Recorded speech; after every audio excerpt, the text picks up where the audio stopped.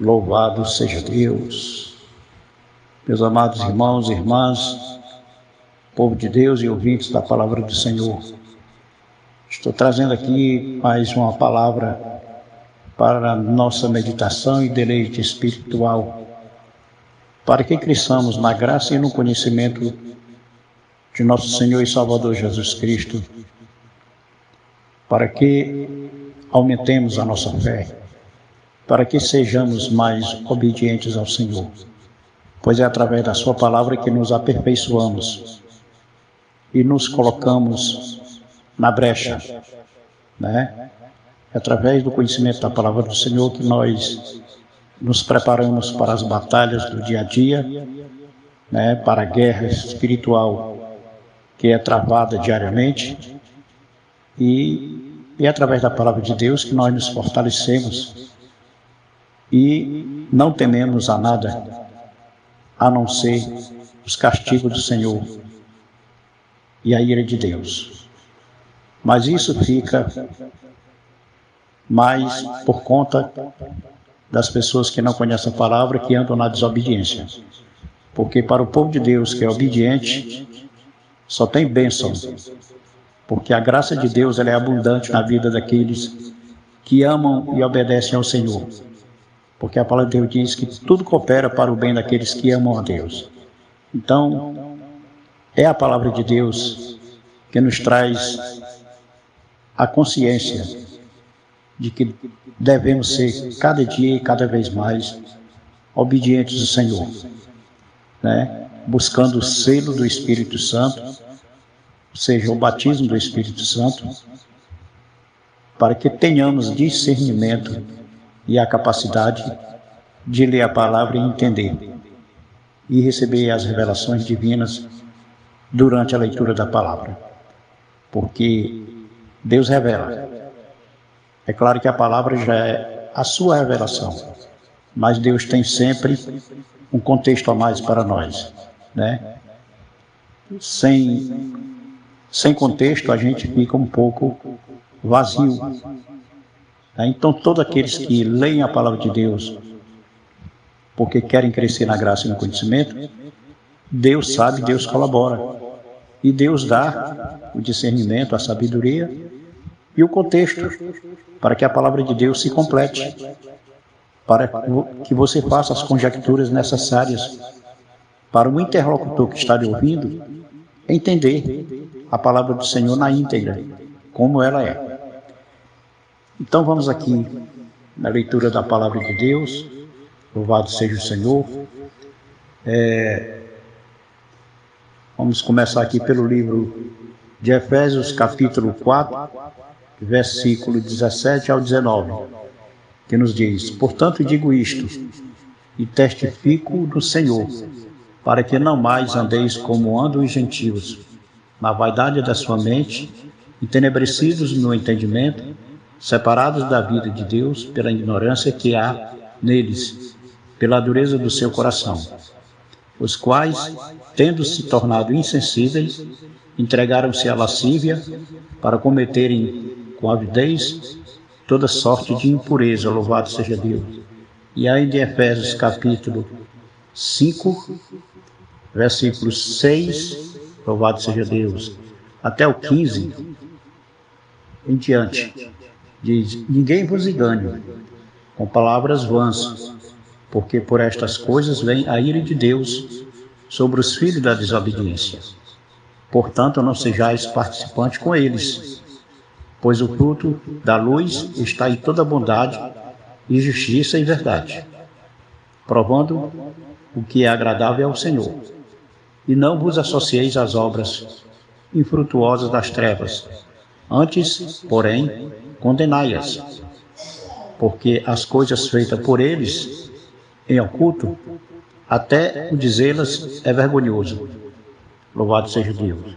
Mas todas estas coisas sendo condenadas se manifestam pela luz, pois tudo que se manifesta é luz.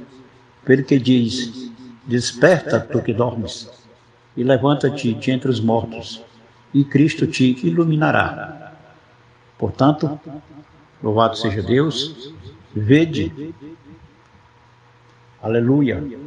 Diligentemente comandais, não como necios, mas como sábios, usando bem cada oportunidade, porquanto os dias são maus. Por isso, não sejais insensatos, mas entendei qual seja a vontade do Senhor. Pois nunca ninguém aborreceu a sua própria carne. Antes a nutre e preza, como também Cristo, a igreja. Louvado seja Deus. Aí está, meu irmão.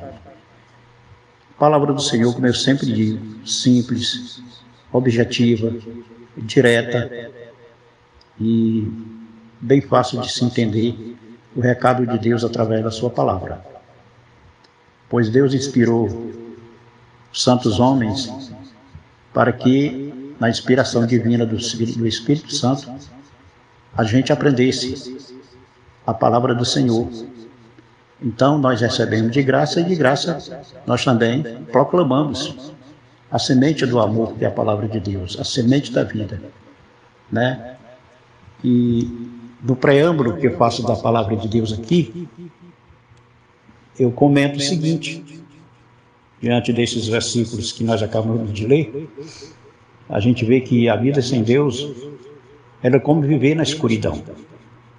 A escuridão que esvazia os homens e os leva para o abismo, sem que eles consigam ver que estão caminhando para a destruição, né? Caminho para a destruição e morte. A escuridão atrofia o desempenho humano e endurece o coração. Ou seja, o homem fica com a dura cerviz, gerando a incredulidade, que é uma coisa terrível no ser humano, e a incredulidade impede o mover de Deus e atrofia e trava a sua fé. A incredulidade aborrece a Deus, né? A incredulidade limita a nossa visão espiritual e natural. Louvado seja Deus. É por isso que o Senhor, a sua palavra, ele nos adverte, né?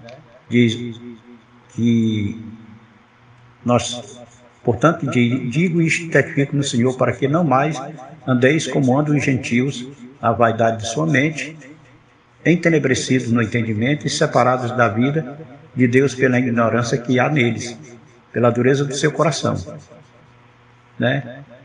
Como acabei de ler, tudo isso gera um conflito dentro do homem, dentro das pessoas, né? Porque a carne, ela se alimenta do pecado, ela se deleita no pecado, ela se lambuza no pecado, porque ela não vai a juízo, ela veio do pó e ao pó ela vai voltar. Mas o nosso espírito não, nosso espírito ele geme, chora, nosso espírito ele quer andar em santo temor, o nosso espírito ele quer obedecer ao Senhor. Então, dentro do homem tem essa guerra constante da carne contra o espírito e vice-versa, né? Porque o espírito sabe que ele tem que prevalecer e a carne quer a todo custo tirar os méritos do espírito. Louvado seja Deus. E aqui em Efésios 5:6, e ninguém vos engane com palavras vãs, porque por estas coisas vem a ira de Deus sobre os filhos da desobediência. Que é palavras vãs, meu irmão?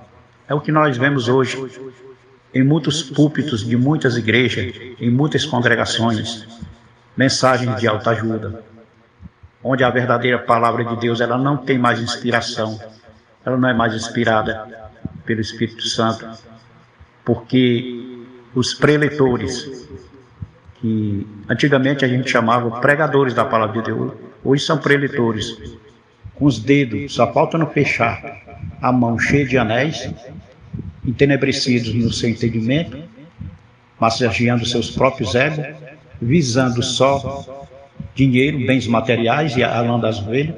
Então os tais estão cegos pela ganância e fazem investimentos, né, nas congregações, fazem investimento em igrejas, para quê? Para arrecadar dinheiro, porque fazem do evangelho um meio de arrancar a lã das ovelhas, digamos assim, né? E essas pessoas, elas falam bonito, elas têm um linguajar, uma oratória bonita, se expressam bem, sim, porque se prepararam, né?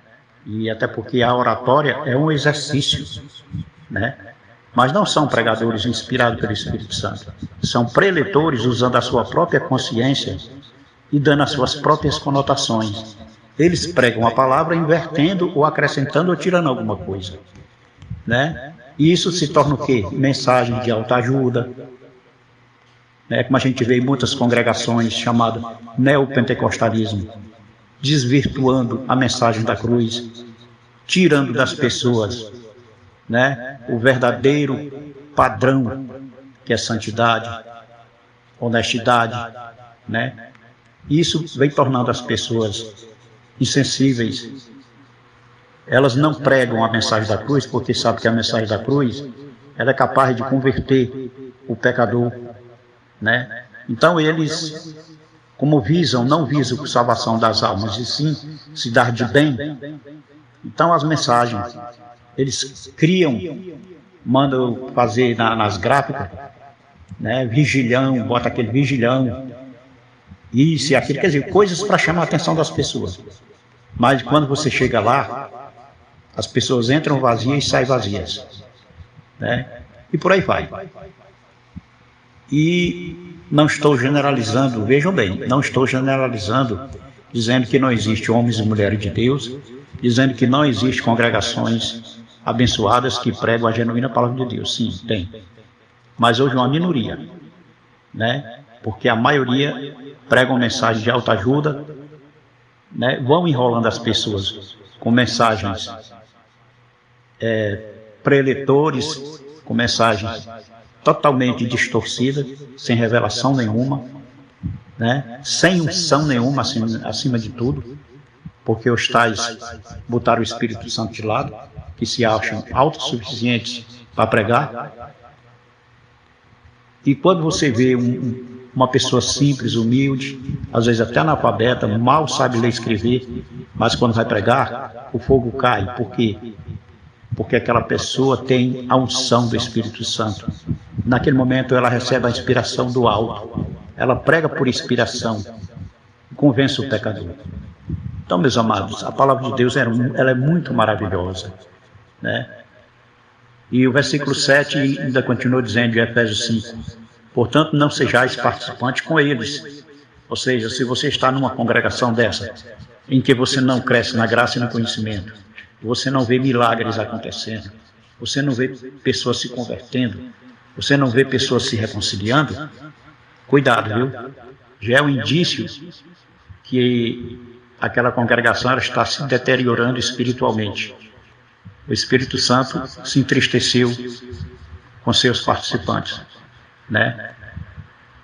E o fruto da luz, como diz aqui o versículo 9, está em toda bondade, justiça e verdade, que é o que a palavra de Deus nos ensina. Justiça e verdade e bondade, né? Provando que é agradável ao Senhor. O versículo 10 diz, provando o que é agradável ao Senhor. O que é agradável ao Senhor? O verdadeiro evangelho, a verdadeira palavra que transforma o homem, que molda caráter, que lapida os homens de tal forma que eles buscam a santidade, né? E a nossa obediência é que faz a diferença. O versículo 11 diz, e não vos associeis às obras infrutíferas das trevas, antes, porém, condenai-as. Então, como eu disse, se você está numa congregação em que você não vê os sinais que a palavra do Senhor confirma, caia fora, né? Não seja cúmplice, ou seja, condene-as. O que é condenar? É sair de lá. É sair de lá enquanto é tempo, antes que você esfrie na fé, antes que você se revolte, porque esse tipo de congregação, com o tempo, ela vai fazer de você uma pessoa revoltada com o próprio Deus, né? Porque você não vê mais milagre, não vê mais operação de maravilhas, então você fica revoltado, né? Louvado seja Deus. E o 13 diz, mas todas essas coisas sendo condenadas se manifestam pela luz, pois tudo que se manifesta é luz. Ou seja, quando a luz chega, que eu me refiro à palavra do Senhor, verdadeira mensagem da cruz, a luz resplandece, abre o entendimento das pessoas, e as pessoas passam a entender quem é Deus, quem é o Senhor, quem nós somos, por que estamos aqui e para onde vamos, e por que estamos aqui. O versículo 14 ainda nos faz uma advertência, diz, pelo que diz, desperta tu que dormes, e levanta-te dentre os mortos, e Cristo te iluminará. Caia fora enquanto é tempo.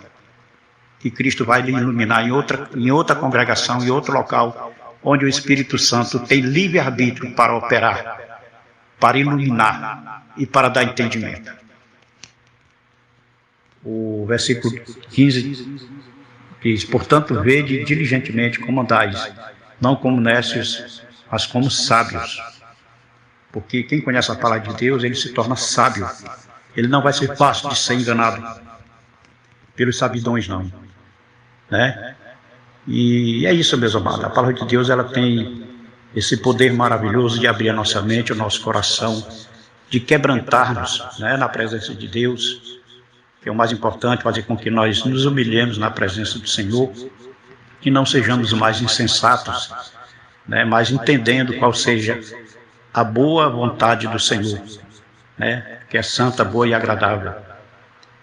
Louvado seja Deus. Então deixa essa pequena meditação para os amados irmãos e irmãs, povo de Deus, ouvintes da palavra do Senhor, para a nossa meditação.